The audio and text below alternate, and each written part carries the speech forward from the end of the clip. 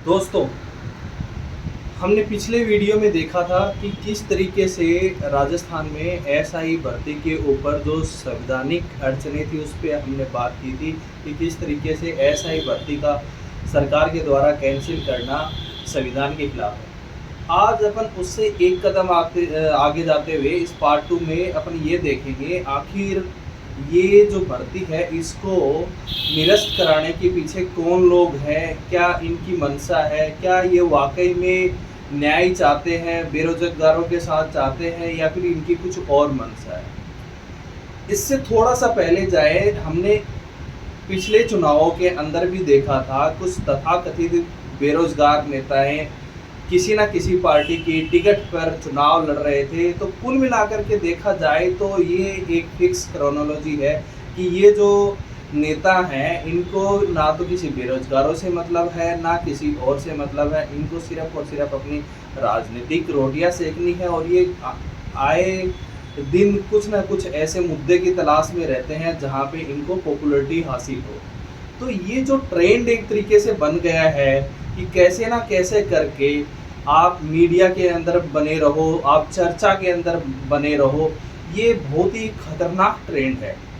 अब अपन जरा उस चीज़ को देखें कि आखिरकार इन्होंने इन भर्ती के पीछे, इन बच्चों के पीछे क्यों पड़े।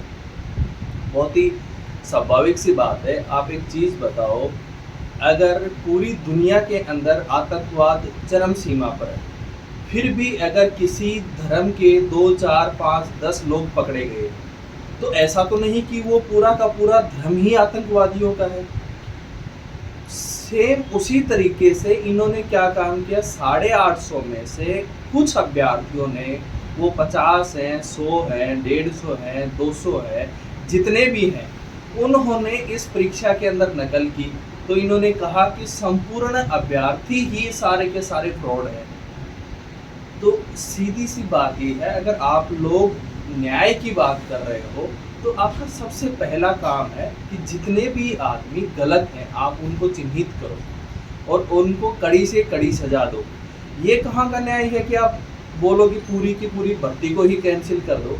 तो दोस्तों, कुल मिलाकर की बात ये है, सिर्फ और सिर्फ इनका मकसद हंगामा खड़ा करना है, ना कि किसी भी न्याय की बात करना है। आज की ही बात है, बाबा किरोड़ी फिर से लेकर के आ गए 2018-2020 आरएसएस में टॉपर फ्रॉड थी, वो थी, ये थी। अरे भाई, अगर वो फ्रॉड थी तो जांच बैठाओ ना उसके खिलाफ। आप ही की तो सरकार है, आप ही तो मंत्री हो।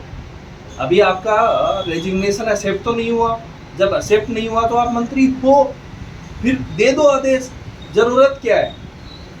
तो वही बात, तो हमें गाए बगैर सरकार से और ख़ास करके मेरी सिविल सोसाइटी के लोगों से मेरा रिक्वेस्ट है, उस इंटेलेक्चुअल तबके से रिक्वेस्ट है कि ये जो इस तरीके के उन्मादी लोग हैं जो कि अपनी सस्ती लोकप्रियता के चक्कर में ट्विटर पे, फेसबुक पे, व्हाट्सएप पे कोई भी ट्रेंड कराते हैं, इनके चक्कर में, इनके प्रेशर में कोई भी सरकार ना आए।